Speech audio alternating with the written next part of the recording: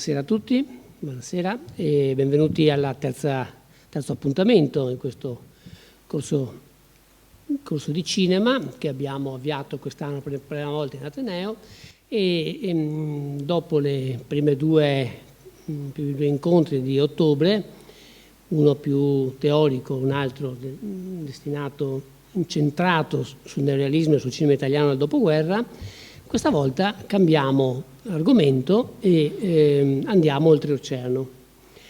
Andiamo oltreoceano a parlare della New Hollywood, ovvero dell'America, del cinema americano degli anni 70 e 80 e questa sera a parlarne è Adriano De Grandis, che è critico cinematografico, giornalista del Gazzettino, è stato per molti anni appunto anche il responsabile delle pagine culturali del Gazzettino e oltre a aver fatto una sua attività di selezionatore della settimana della critica alla Mostra del Cinema e collabora a diverse riviste specializzate. A lui abbiamo chiesto di occuparsi appunto di un settore di un momento storico che è stato fondamentale nella rivisitazione del cinema americano, hollywoodiano e non, perché anche il cinema indipendente ovviamente ha avuto una fase molto importante in quel periodo.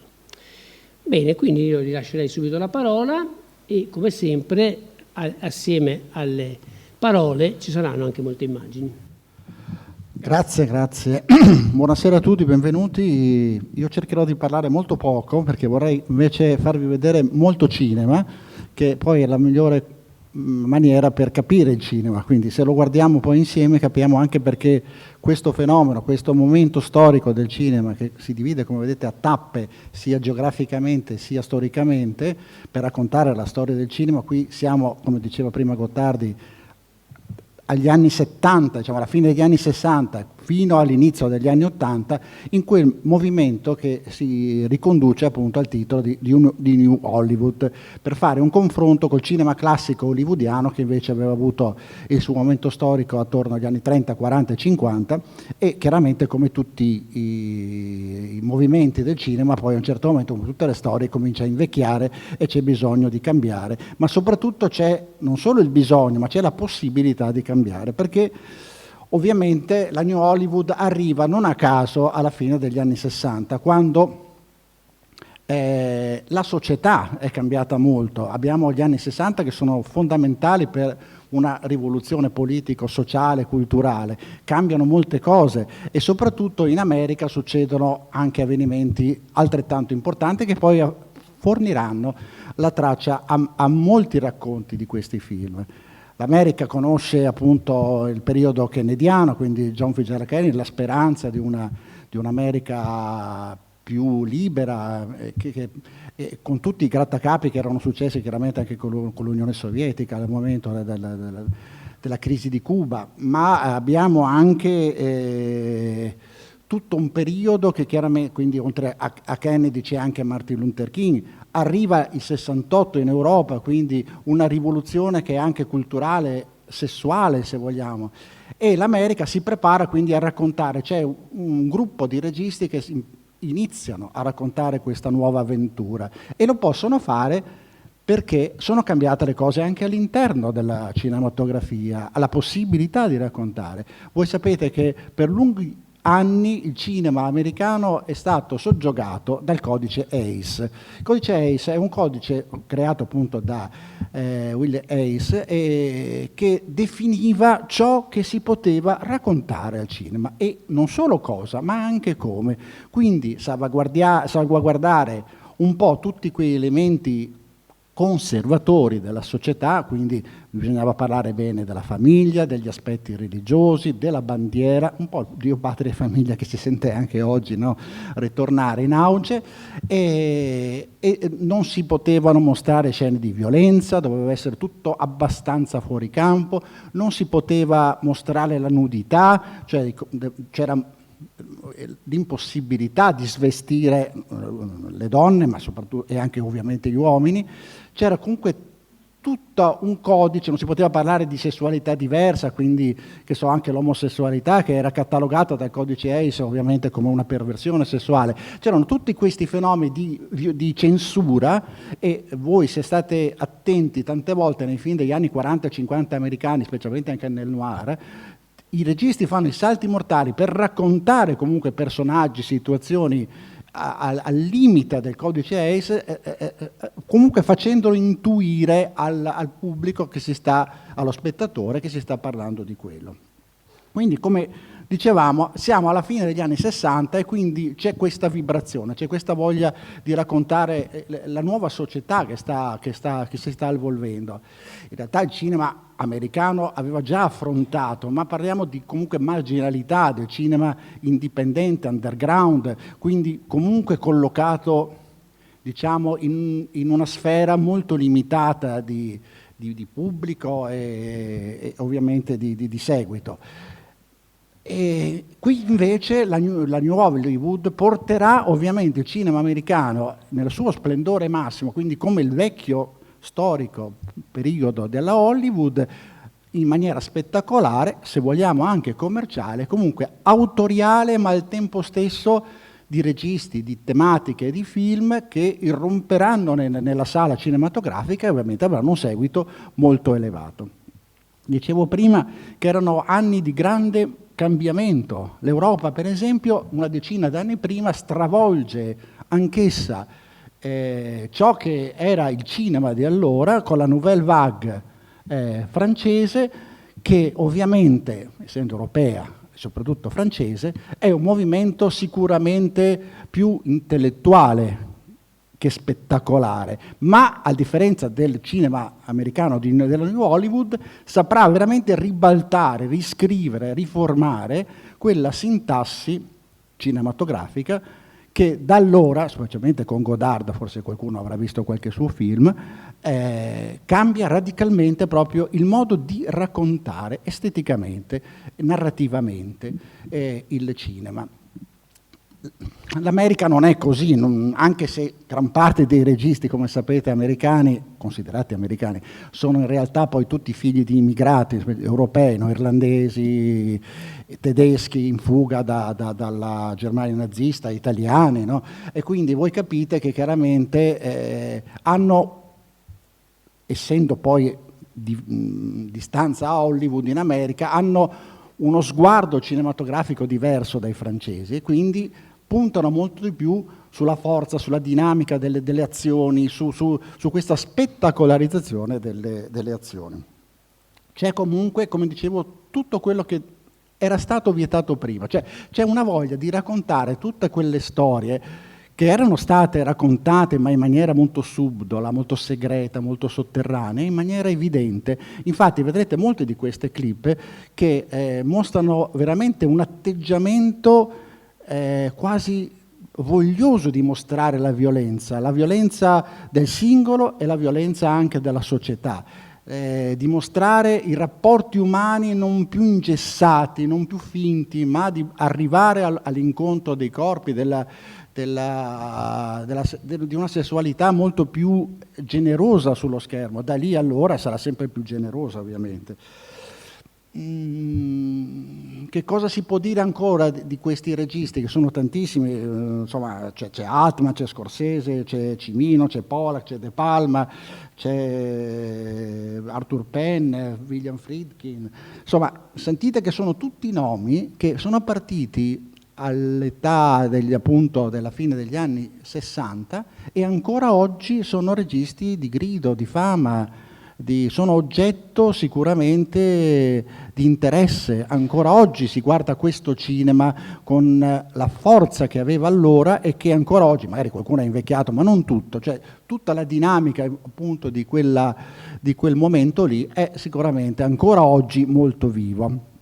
Cioè, voglio dire, quando vedrete poi Taxi Driver, un pezzo che vi mostreremo, sicuramente capite che è un film che ancora oggi, insomma, non è certamente invecchiato, è ancora molto importante, è ancora molto vivo. C'è proprio il cinema che pulsa dentro le immagini, no? E racconta veramente la società che cominciava a evolversi quella volta nel bene, come abbiamo visto, ma anche nel male, perché tutto l'aspetto della violenza, soprattutto urbana, che viene raccontata dalla New Hollywood, poi sfocerà chiaramente in una violenza ancora più disseminata nel mondo, e vediamo anche oggi nelle nostre città soprattutto. Forse, ma questo vale un po', devo dire, per tutti i movimenti, forse tutti questi registi non erano, diciamo, convinti di essere un gruppo omogeneo. Sicuramente non lo era la Nouvelle Vague, probabilmente non lo era negli anni 40, forse neanche le avanguardie russe, cioè ognuno tendeva un po' a ragionare per sé.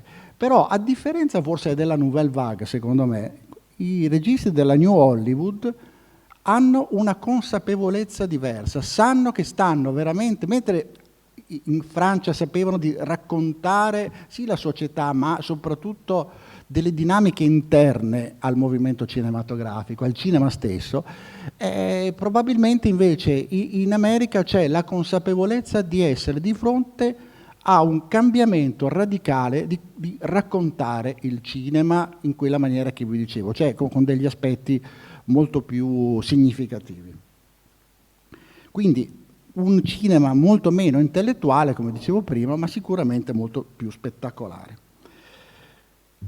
Gli anni 60 si portano dietro anche altri fenomeni gravi, se vogliamo, all'epoca, e che determineranno molto del cinema della New Hollywood, come implicazioni di denuncia verso la politica degli Stati Uniti, e quindi la guerra del Vietnam. Gli americani avevano già dovuto fare una rielaborazione della guerra della Corea, che troviamo comunque anche, che era successa un decennio prima, che si vede anche in molti film, ma esplode letteralmente perché, come sapete, nascono i movimenti pacifisti, nasce la voglia di dire basta alla guerra, e purtroppo lo diciamo ancora nei giorni nostri, in questi giorni, basta alla guerra, anche se purtroppo vediamo che la speranza di un'Europa libera, senza frontiere, finalmente in pace, purtroppo fa fatica, e anche nel Mediterraneo succede altrettanto,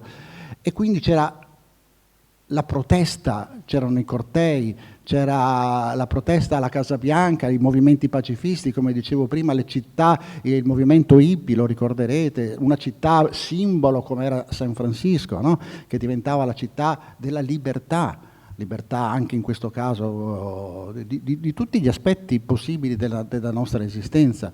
Quindi c'era molto di tutto questo, e ovviamente la guerra del Vietnam sarà proprio un collante che attraverserà tutta la New Hollywood e che si interrogerà sicuramente su cosa è stata l'America di quel periodo là, su cosa era l'America di quel periodo là, e su cosa poteva diventare l'America negli anni successivi, ovviamente con questo senso e complesso di colpa del Vietnam, che in realtà poi l'America si trascinerà a lungo nella sua anche storia politica successiva, con tutte le varie situazioni che si sono create nel mondo, quindi dall'Iraq alla Libia, eccetera. Noi vedremo diversi film, come dicevo prima, adesso io vi ho fatto un po' una situazione storica, sociale, culturale, politica, se vogliamo, di quello che era successo prima che nascesse la New Hollywood.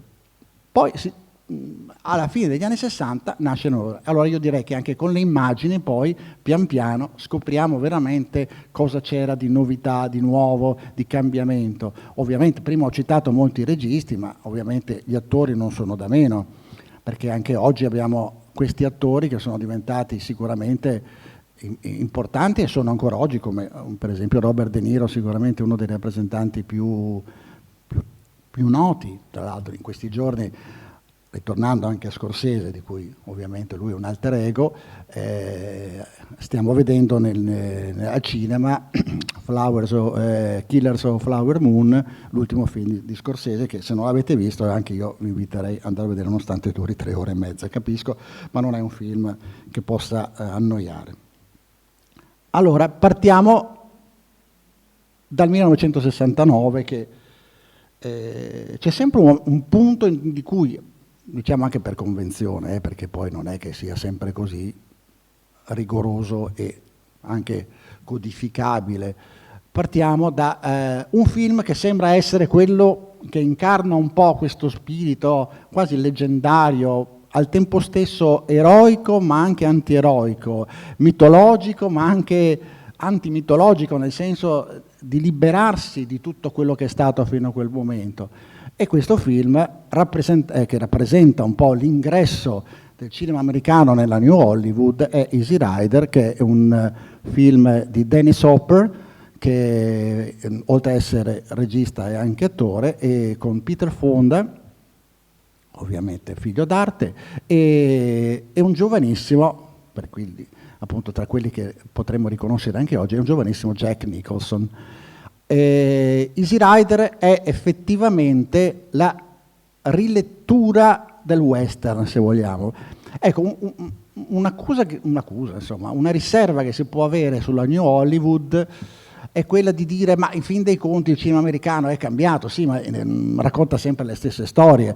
È vero, però vale un po' per tutto il cinema, che si rincorre ovviamente sempre, e cambiano le tecniche, cambiano il modo di approcciarsi alle storie, forse cambia anche sicuramente la scrittura cinematografica, però il modo di rappresentare le storie, ma le storie sono quelle, non c'è niente da fare. Quindi adesso che voi vedete questi famosi chopper, che erano le moto che andavano di moda negli anni 60, e vedete questo desiderio assoluto di libertà che c'è in questi giovani che cavalcano questi chopper, queste moto, è un po', sembra di rivedere il western, dove ovviamente si cavalcava, si andava a cavallo. Quindi quante volte abbiamo visto mandriani, pistoleri, delinquenti, sceriffi correre a perdifiato, no? Diligenze, ricorderete quella celebre di John Ford, di Ombre Rosse almeno, correre nella prateria, no? Americana, eccetera. Qui vediamo invece correre le moto, ma è il segnale che il cinema americano vuole avere la libertà assoluta di poter raccontare, quindi in maniera dirompente, quasi selvaggia, e dopo vedremo perché. Partiamo con la prima clip, Easy Rider.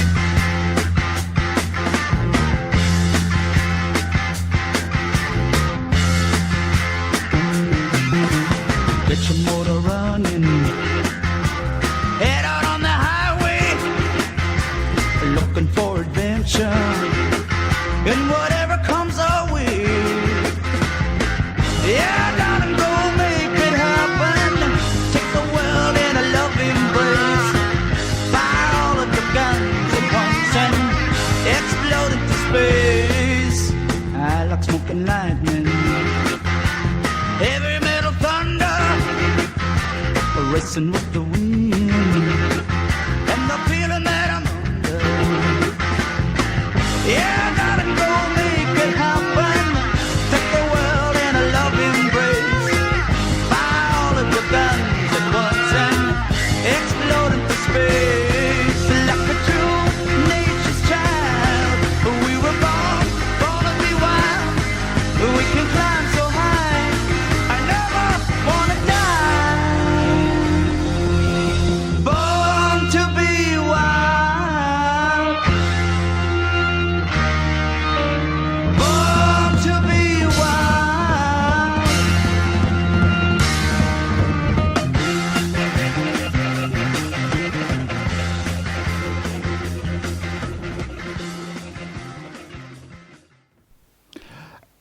Born to be Wild, siamo nati per essere selvaggi, dobbiamo essere liberi, dobbiamo lanciarsi. Vedete la velocità, il cinema acquista una velocità che il cinema classico non aveva, c'è la voglia veramente di divorare la strada, il paesaggio che è fondamentale, come sapete, nel cinema western, ovviamente americano, in generale nel cinema western, nel cinema americano, soprattutto nel western. Questo è veramente un pezzo che sembra una riedizione aggiornata di tutto il cinema western americano.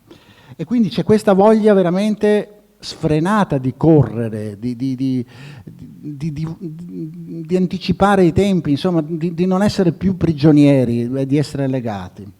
Ovviamente questo ha anche un doppio taglio, lo vedremo successivamente. Ecco, prima dicevo che degli attori, De Niro, qua abbiamo un giovanissimo Jack Nicholson, come dicevo, ma potremmo ricordare Al Pacino, Gene Hackman, Dustin Hoffman, Meryl Streep, che arriverà un po' più tardi, ma insomma ha cominciato anche lei, Gina Rowlands, che fu di John Cassavetes, la compagna, la moglie, no? John Cassavetes appartiene a quel filone di registi, che anche lui di origine poi greca in lontananza, che anticipano tutto quello che poi arriverà con New Hollywood. Pensiamo alla Factory di Roger Corman, che creerà veramente con pochi soldi un cinema ancora oggi di una grande vitalità e che lancerà nel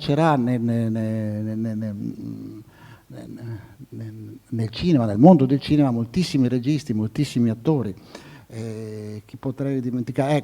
Ricordiamo anche un'altra Factory, quella di Andy Warhol, molto più underground, come dicevo prima, ma che superava anche l'underground degli anni 50, cioè con tutti i tentativi di scardinare un po' quel racconto, come dicevo io, un po' prigioniero. Qui abbiamo visto che c'è la voglia di liberarsi, la voglia di correre, la voglia di libertà, che è un po' anche un doppio taglio, se vogliamo, perché la corsa può provocare anche dei danni. Un film, per esempio, molto importante di quegli anni, siamo sempre nel 1969, quindi coevo, di Easy Rider, è un film che in realtà torna indietro nel tempo, alla Grande Depressione americana, quindi agli anni 30, ed è un film di un altro grande regista che racconterà la New Hollywood, soprattutto anche da un punto di vista anche più sociale e politico, che il regista è Sidney Pollack, e il film che vi vorrei far vedere è Non si uccidono così anche i cavalli, che in realtà era una gara che si faceva all'epoca della Grande Depressione, perché ovviamente c'era una povertà immensa, c'era stato il disastro economico del 1929 e quindi per aggrapparsi, avere la speranza di riuscire ad avere un po' di serenità economica, si accettava anche tutto e quindi si inventavano queste gare dove bisognava ballare in maniera ininterrotta. C'erano tante coppie che dovevano ballare e la coppia che alla fine restava in piedi praticamente, perché era ad libitum, cioè vince chi resta in piedi, ovviamente può provocare un disastro, perché la gente finirà per svenimento, ci saranno poi la gara verrà sospesa nel film, perché ovviamente ci sono delle morti, cioè portare all'eccesso questo desiderio di corsa, di libertà sfrenata, pur portandole indietro in un periodo. C'erano già i prodromi per capire che anche tutto questo poteva comportare chiaramente dei risvolti altrettanto negativi. Adesso vediamo un frammento di Non si uccidono anche i cavalli, proprio uno dei momenti anche più drammatici del film. Prego.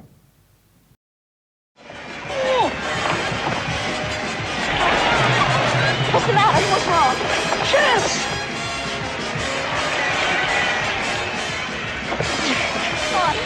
Lean on.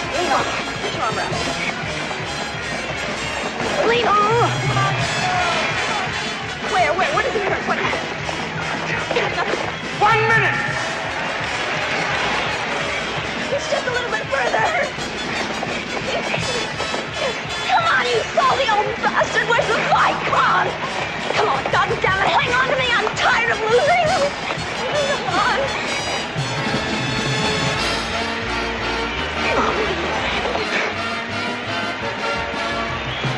like our seafaring man and our little hard-luck lady are in deep trouble. Come on, Devin, we're gonna make it. Oh. 30 seconds. Walk! Walk! Walk!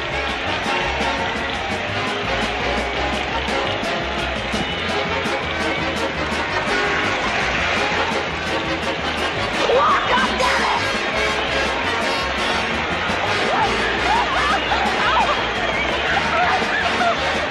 Walk! We're gonna make it! 5, Walk! 4, 3, 2, 1.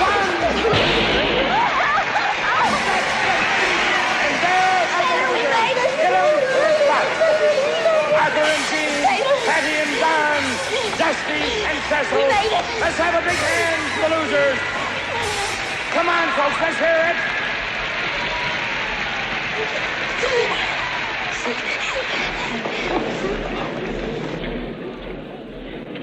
It looks like our ancient mariner may have taken a little spill. Nothing to worry about. Our house. He's all right. Don't leave him alone. He's all right. Get her out of here. Please. Oh, come on, Taylor. You're Get her all right. out of No, here. he's gonna be all right.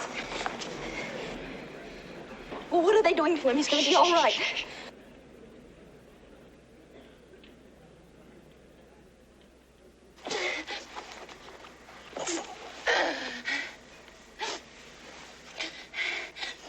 I've just had a message from our house physician.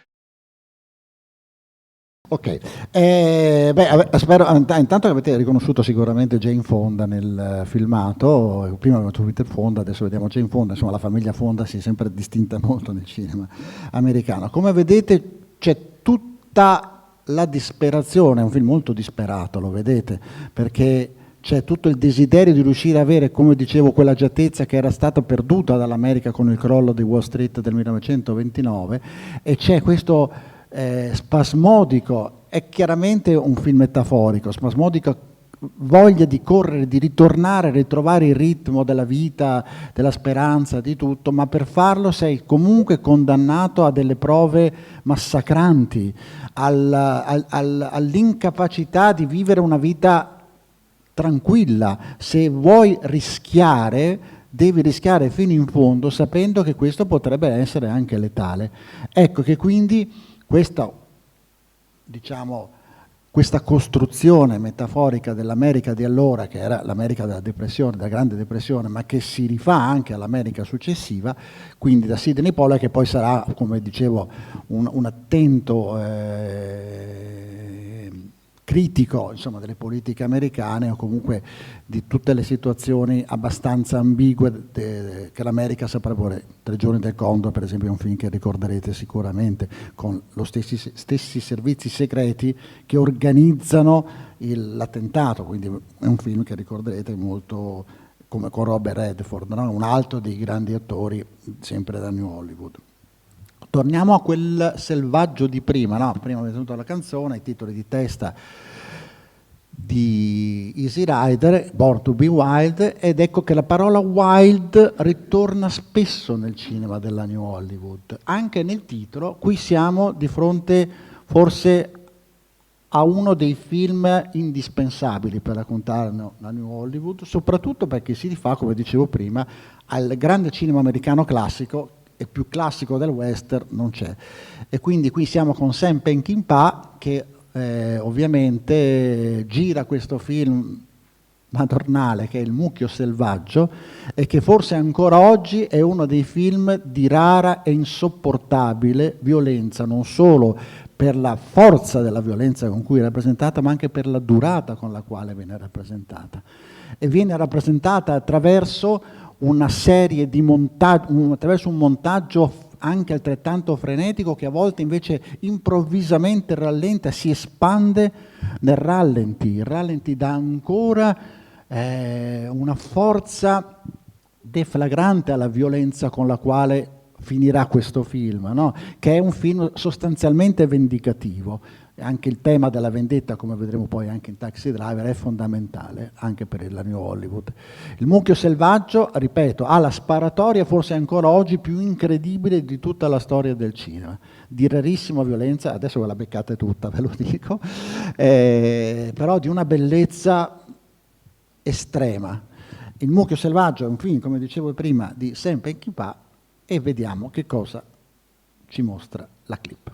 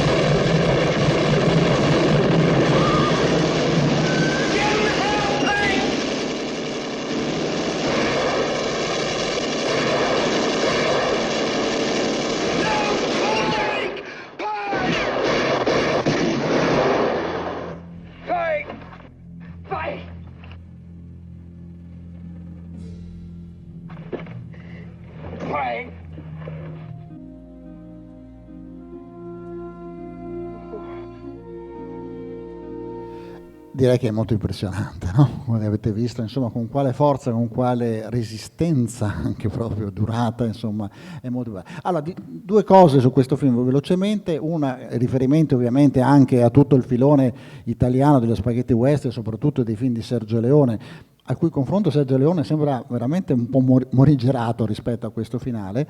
E la seconda, e lo dico soprattutto per i giovani che sono in sala, questo dimostra che Tarantino non ha inventato nulla. Ecco, quindi ricordate che quando pensate che Tarantino ha reinventato il cinema, ha cambiato la storia del cinema, vedete che prima di Tarantino già queste cose, per esempio, si facevano, per quanto Tarantino sia un ottimo regista. Dalla violenza che vedevamo qui, una violenza western, di frontiera, tra i confini tra l'America e il Messico, sempre una sottile striscia molto raccontata, pericolosa del cinema, andiamo alla violenza urbana, Taxi Driver, come dicevo prima, con Robert De Niro e Scorsese che cominciano il loro viaggio, già iniziato un po' prima, ma è il loro trionfo, se vogliamo, l'inizio veramente della loro grande storia a due, regista e attore.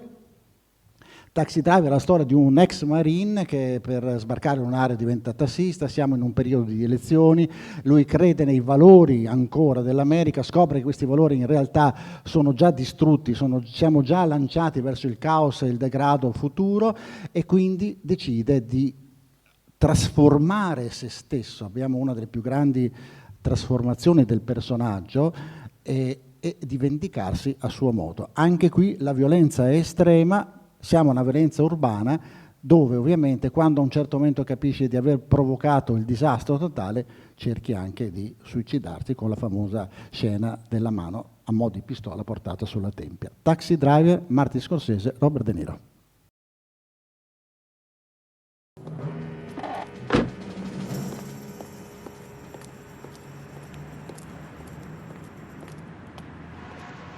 Hey, sport, how you doing? Okay, my man. Where do I know you from, man? I don't know. How's everything in the pimp business, huh? Do I know you? No. Do I know you? Get out of here. Come on, get lost, huh? Do I know you? How's Iris? You know Iris. No, You know I don't know Iris. nobody named Iris. Iris, come on, get out of here, man. You don't know anybody by the name of Iris? I don't know nobody named Iris. No? Hey, get back to your fucking tribe before you get hurt, huh, man? Do me a favor. I don't want no trouble, huh? Okay? You got a gun? Get the fuck out of here, man. Get out of here. Stuck on this.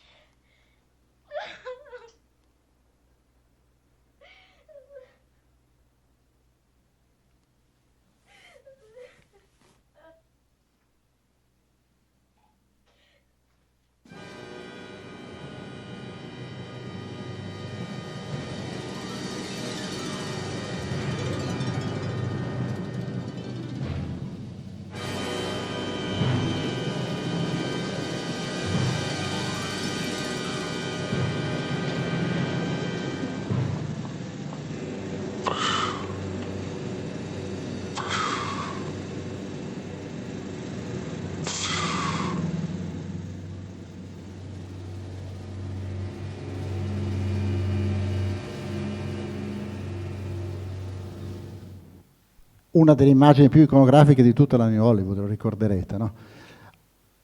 Quindi adesso vedete ancora un'altra clip abbastanza forte, dopodiché andremo ovviamente su aspetti molto più leggeri, però la violenza che vedete nel prossimo filmato è più psicologica che reale, anche un po' reale, ma soprattutto psicologica, quindi ritorniamo ancora al Vietnam, ritorniamo ancora a quegli anni lì, come lui era un ex marine di ritorno, e arriviamo al cacciatore, con il famoso scena della roulette russa, come ricorderete, un film straordinario di Michael Cimino, dove l'America chiaramente scende in campo in guerra e poi chiaramente sa che questo è la sua roulette russa. Siamo ancora di fronte a un cinema metaforico e quindi il cacciatore, Michael Cimino, e lo vediamo.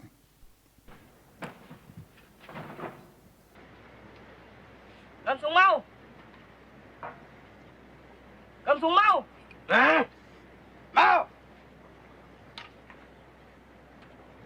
Cầm súng mau! Mau! Cầm súng mau! Mau!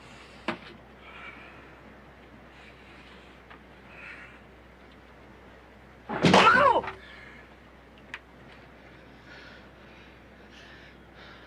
Come on! These fuckers. Go ahead, Nicky. Go ahead, Nicky. It's gonna be all right. It's gonna be all right. Go ahead. Go ahead, Nicky.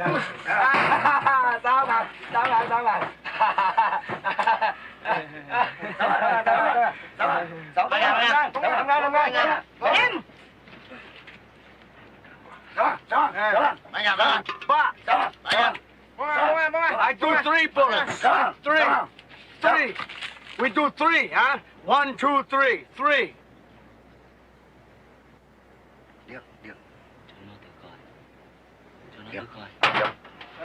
Yep. Cho nó thì coi. 3. 3. Three.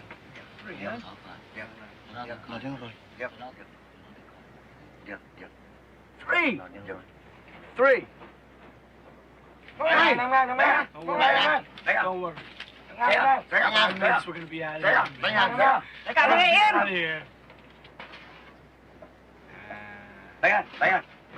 Không. Tám ngang. Cho nó thì coi. Now we got ourselves a game. You and me. Im. Nó chân nó. Mau.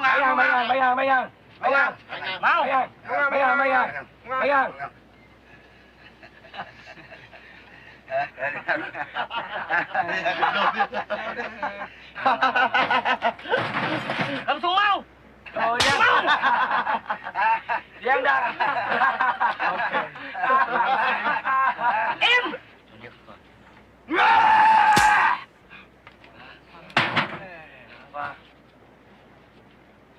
Ngồi vô. Xong rồi. Im.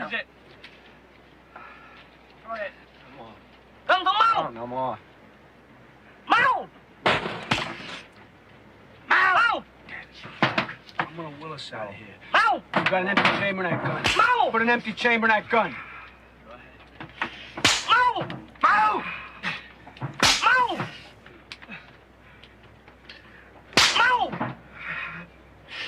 God damn it! It's gonna be all right, Nicky. Go ahead, shoot. You shoot, Nicky. Ngồi chỗ đã. Mọi người em. Ngồi chỗ đã. No, Nicky. Oh, you come. Oh, you're gonna die, you motherfucker. You're gonna die. Mau. Go ahead, Nicky. Go ahead. Just do it. Do it. Go ahead.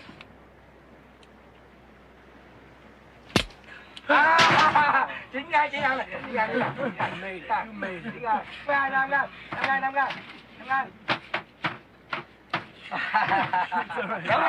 all right, we're gonna show him.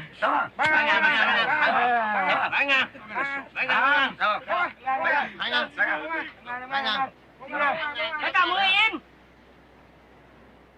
Cầm súng mau. Mau.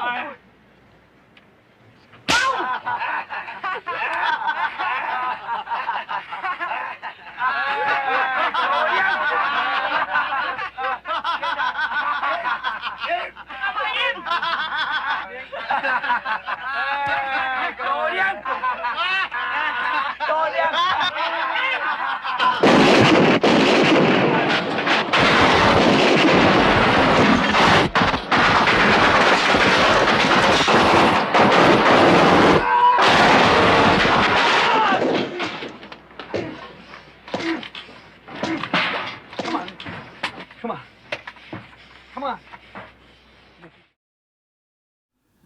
Insomma, la violenza è una sorta di disgregazione, come vedete, sociale, politica, culturale, è insita, perché stiamo parlando appunto del fine degli anni 60, della guerra del Vietnam, che sarà che provocherà un grande senso di colpa negli americani. Adesso lasciamo un po' da parte la violenza, perché sennò ce ne facciamo male. Passiamo a qualcosa di più leggero, magari anche di più godibile dal punto di vista della visione. E come dicevo anche prima, c'è tutta una libertà, soprattutto sessuale, che avanza nel cinema del New Hollywood. Adesso vediamo un frammento di qualcosa che è trasgressivo due volte, un po' perché si era abituati che insomma, la mercificazione del sesso erano le donne insomma, che si prostituivano, qui in realtà diventano gli uomini a prostituirsi forse per le prime volte, quindi si capisce che c'è anche tutta una prostituzione maschile, in questo caso di escort di alta classe, ma c'è anche la prostituzione maschile. E Paul Schrader, che è un grandissimo sceneggiatore, oltre che un ottimo regista, sceneggiatore tra l'altro di Taxi Driver, Paul Schrader, gira questo film che era American Gigolo, ci fa vedere praticamente la preparazione di un incontro di Richard Gere, che all'epoca era ovviamente uno dei belli di Hollywood, e ce la fa vedere al contrario, anziché denudare il personaggio come si suole fare di solito, lui ci fa vedere la vestizione. American Gigolo con Richard Gere.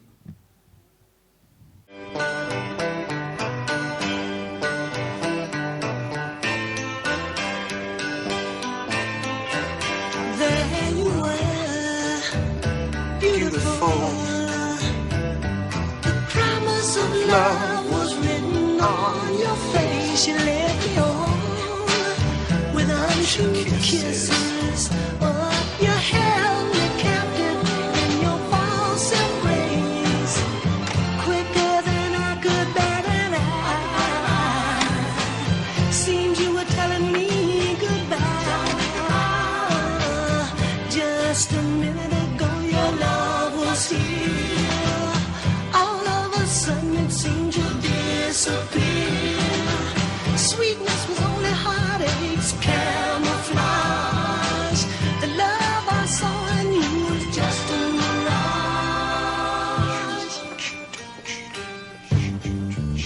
We used to meet in romantic places. You gave them illusion that your love was real. Now all that's left are lipstick traces from the kisses you only pretended to feel. And now our meetings you avoid, and so my world you have destroyed. Just a minute ago you oh baby, all of a sudden it seems you disappear.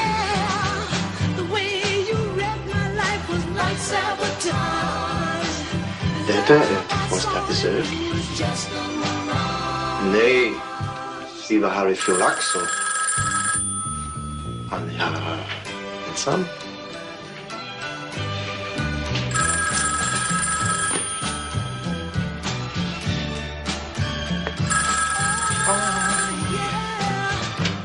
Yeah.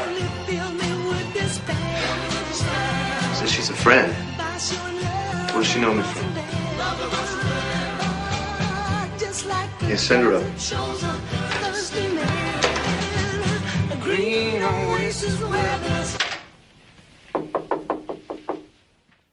Vabbè, è un film, come vedete, che rappresenta anche un nuovo filone, quello dicevo prima, della sessualità, ma che è in un film di grande, anche qui c'è un discorso politico sotto, quindi la corruzione, come si corrompono le persone, ma soprattutto mostra una delle cose più importanti che succederanno da lì nella società, che tutto è in vendita, tutto si compra, tutti hanno un prezzo, anche l'escort, anche la sessualità, anche il sesso. Adesso dobbiamo parlare di due tipi abbastanza curiosi perché ci hanno fatto veramente divertire, hanno cambiato il nostro immaginario, sia per quanto riguarda il nostro modo di vedere la società, ma anche di immaginare un'altra società e quindi confronti con gli alieni, altri mondi, altri spazi. Sono George Lucas, che comincerà con un film di fantascienza, ma poi diventerà famosissimo come produttore con tutta la saga di Star Wars, come sapete, e soprattutto quello che diventerà ancora più famoso di George Lucas, che è Steven Spielberg, e che partirà ovviamente raccontandoci le incontri ravvicinati del terzo tipo, E.T. e tutte le altre cose, ma comincerà tra l'altro con un film completamente diverso da quello che ci si potrebbe aspettare, altrettanto spettacolare, un po' quasi estremo nella sua semplicità. Una macchina è un camion, niente di più, una persona a bordo di una macchina, qualcuno forse a bordo del camion,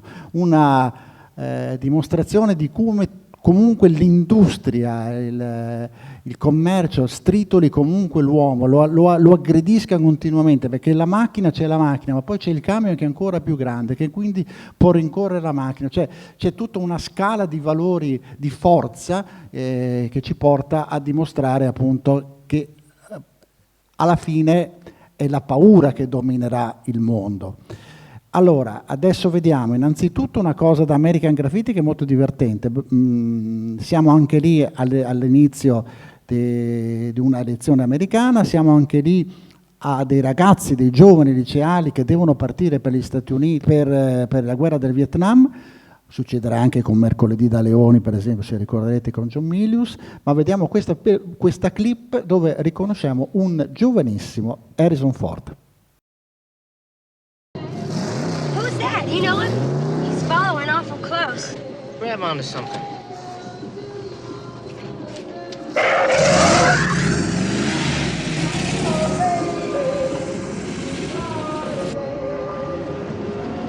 Hey man, I'm sorry if I scared you. You're gonna have to do one hell of a lot more than that to scare me. Yeah, but looking all over for you, man. Didn't nobody tell you I was looking for you?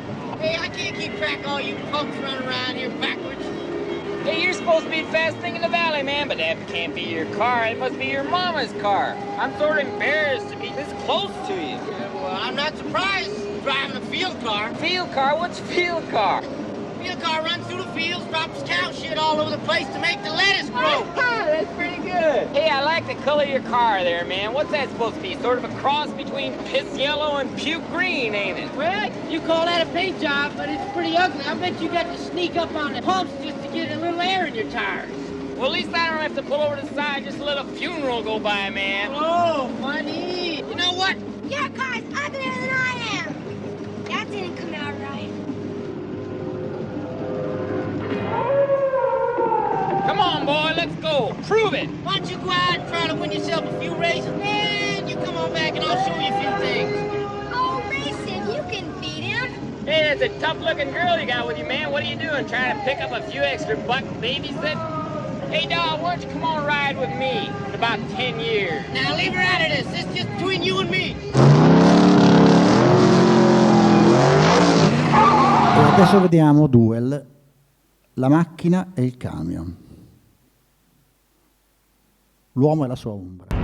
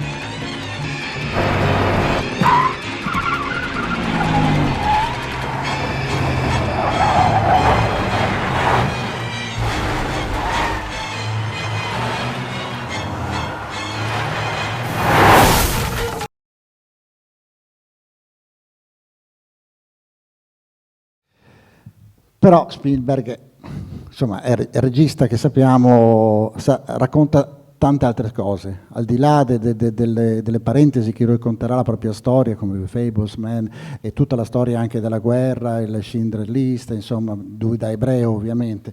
È insomma il regista della fantascienza, quello che ricodifica completamente la fantascienza.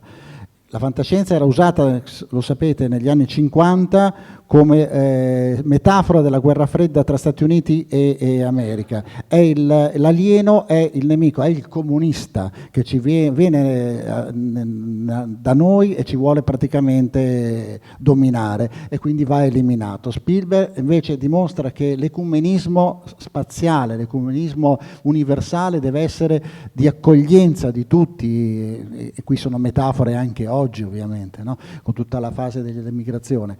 E ricorderete le 3 note fondamentali di incontri ravvicinati del terzo tipo: linguaggio universale come la musica che parla all'umano e parla all'alieno, ma soprattutto diciamo che la famosa corsa in bicicletta nello spazio, che si libera, si alza e i ragazzi scappano dalla polizia che li sta rincorrendo, è una forse delle immagini più toccanti, più belle, più commoventi, più piagnucolose, ci viene sempre da piangere a guardarla, con una citazione ovviamente strabiliante di Miracolo a Milano, E.T.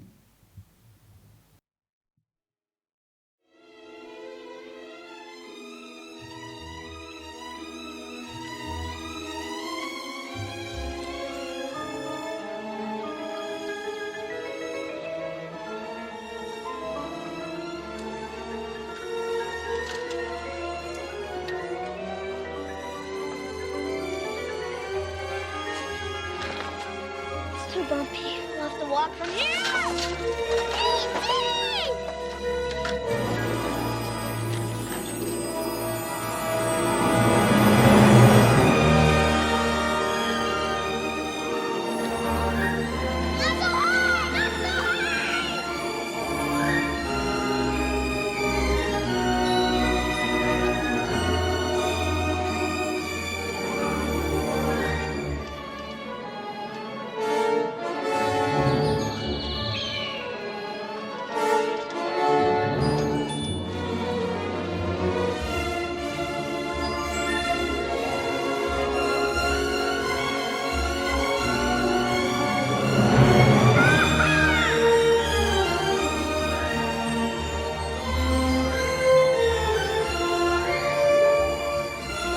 Don't crash, please. Where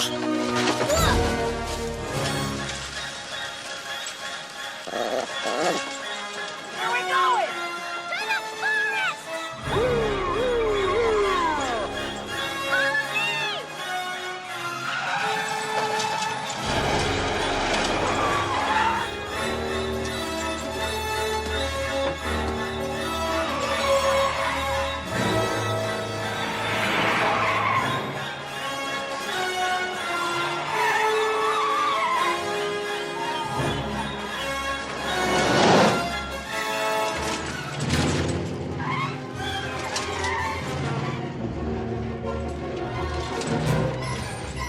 Got him at the bottom of the hill.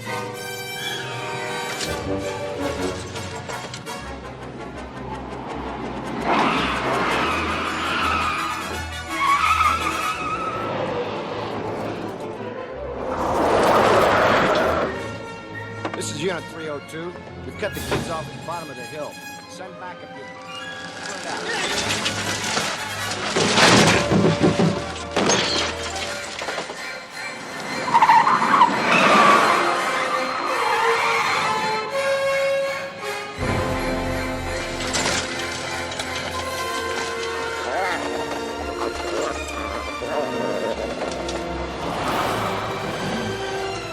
Let's split up. Okay.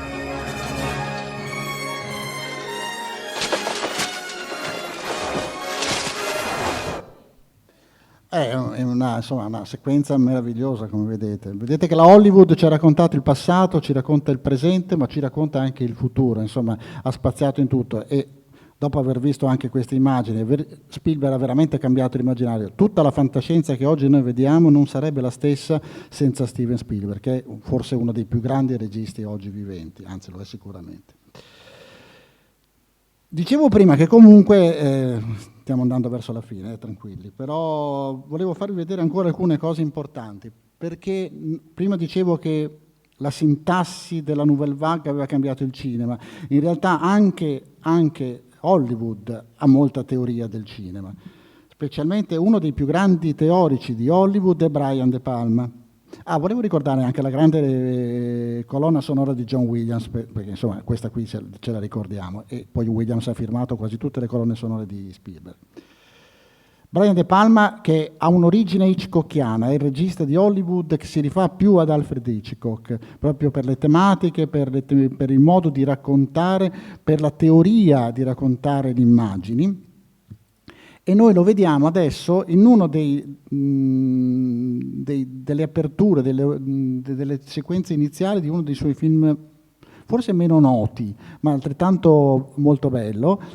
Lui ha fatto piani sequenza di 20 minuti in omicidio in diretta, 15 minuti in omicidio in diretta, insomma è proprio un teorico forte. E qui lo vediamo in Carlitos Way con Al Pacino, dove vediamo una cosa abbastanza rara nel cinema, che sono quelle semisoggettive.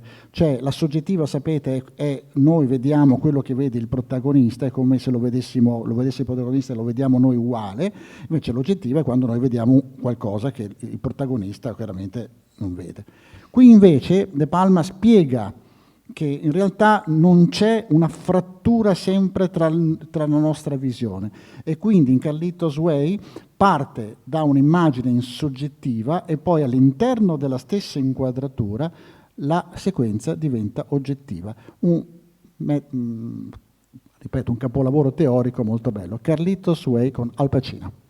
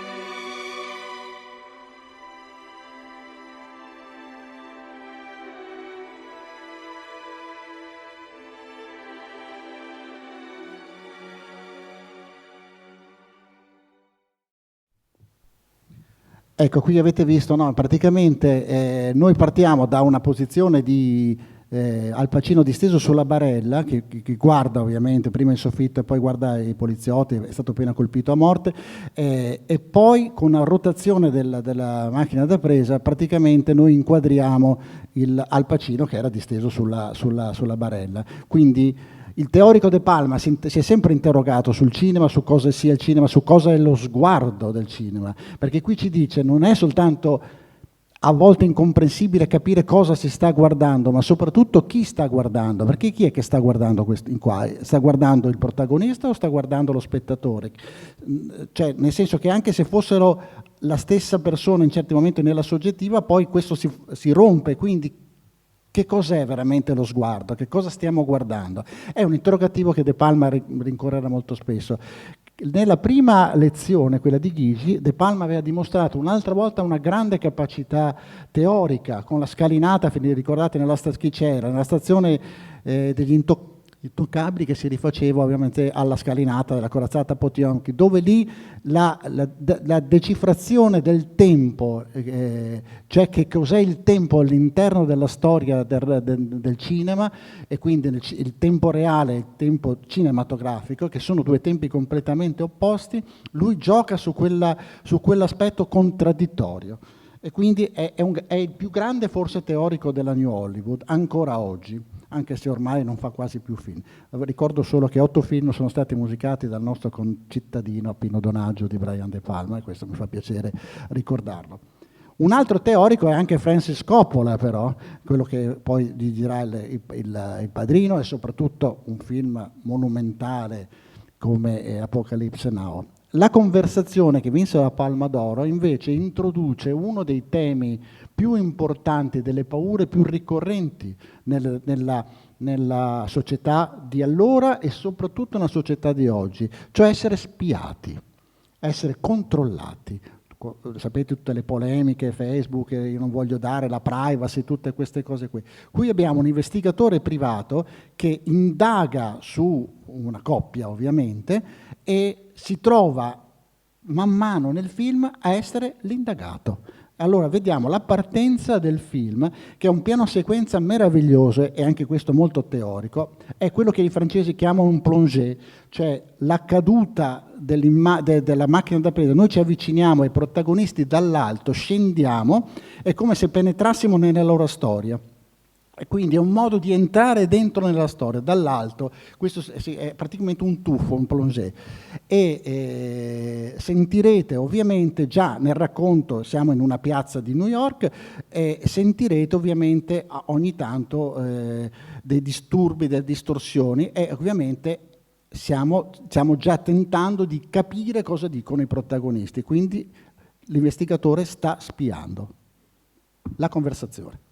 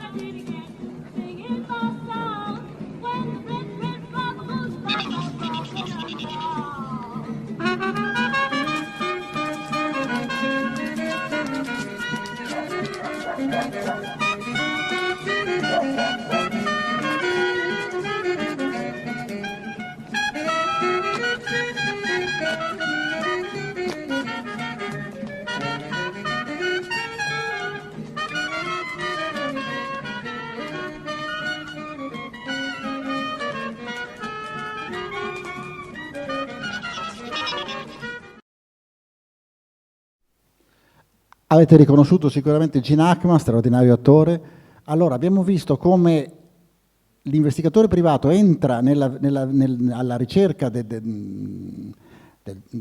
quello che è stato ovviamente assoldato per trovare, quindi tradimento, eccetera, della persona, ma si accorgerà nel tempo di essere quello più invece controllato, la paura, dicevo prima, tanto che sapendo bene come funzionano le cose, a un certo punto, e il finale è bellissimo, struggente, quasi nella sua anche musicalità jazz, distruggerà la propria casa in cerca della cimice che dovrebbe controllarlo, ossessionato ormai dalla privacy violata. È lo stesso film e vediamo la scena iniziale e la scena finale.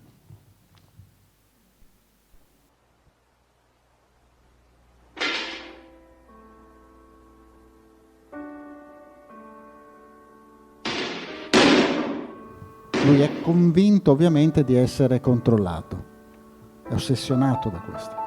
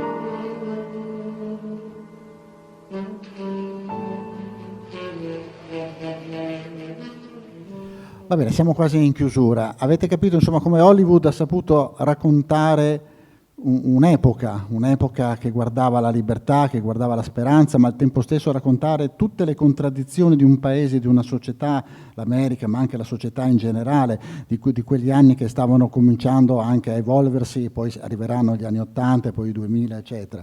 Però l'hanno raccontato tutto, l'hanno raccontato con furore, con disperazione, con forza, con amore soprattutto per il cinema, fino a esserne anche quasi vittime. Abbiamo 2 casi di studi hollywoodiani praticamente andati in rovina. Michael Cimino con I Cancelli del Cielo distrusse la United Artists, e Coppola stesso con Un sogno lungo un giorno fu costretto a vendere i Zoetrope Studios, che erano suoi, perché proprio anche per questa Coppola, che aveva fatto Apocalypse Now, tutti questi film, dicevo, titanici, quindi anche la voglia di raccontare, di mettere energie, poi alla fine si è a volte rivoltata contro. I Cancelli del Cielo, un film di 4 ore, mastodonte, un western definitivo che poi non si vide per tanti anni, lo vedemmo nell'82 a Venezia e l'abbiamo rivisto a Venezia qualche anno fa.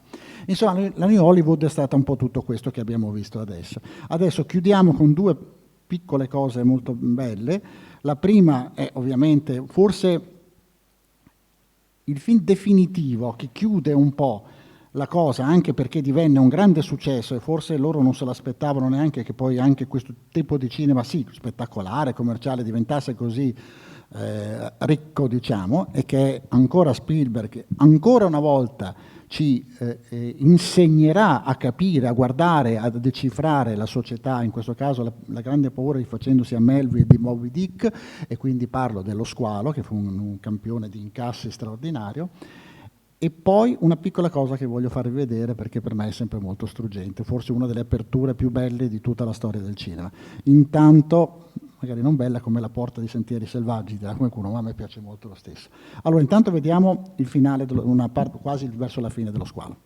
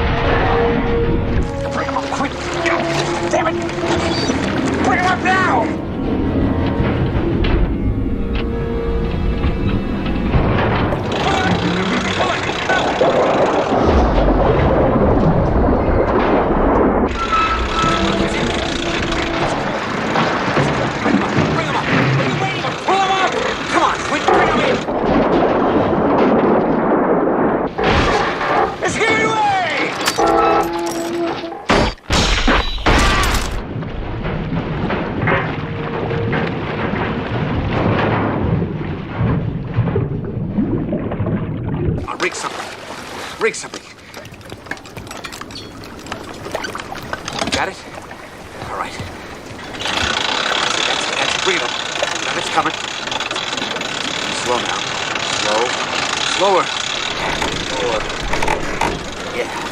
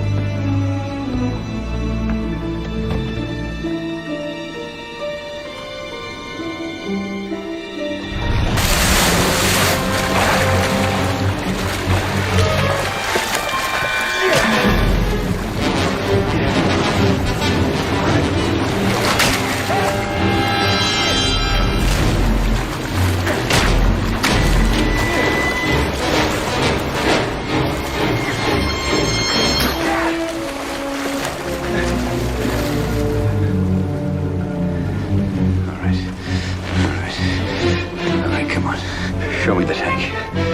Show me the tank. Blow up!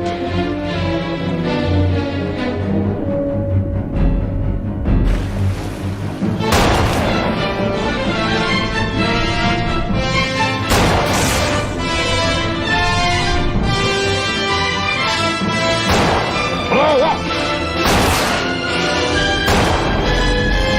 Fire, you son of a...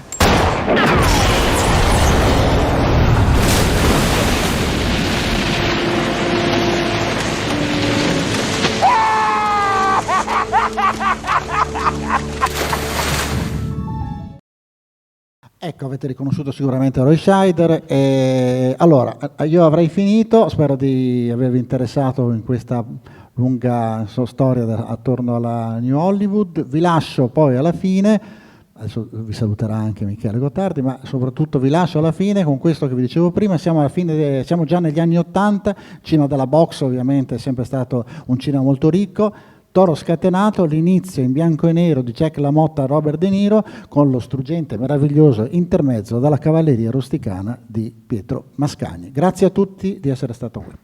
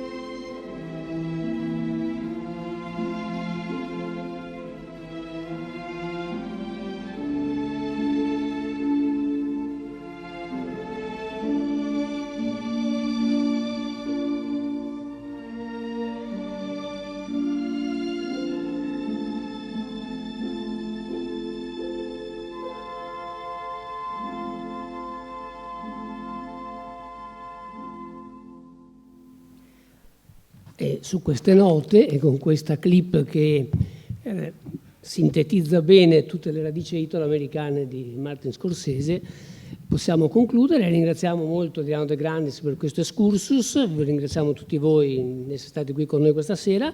Vi ricordo che la settimana prossima, mercoledì prossimo, sarà la lezione conclusiva dedicata al cinema orientale. Cinema orientale che significa soprattutto cinema giapponese e non solo, e vedremo, tanto per citare un paio di capolavori come Rashomon o I Sette Samurai, come la Mostra del Cinema di Venezia abbia inciso nella veicolazione, nella conoscenza nel secondo dopoguerra di tutto questo cinema che oggi è altrettanto imprescindibile quanto probabilmente il cinema americano.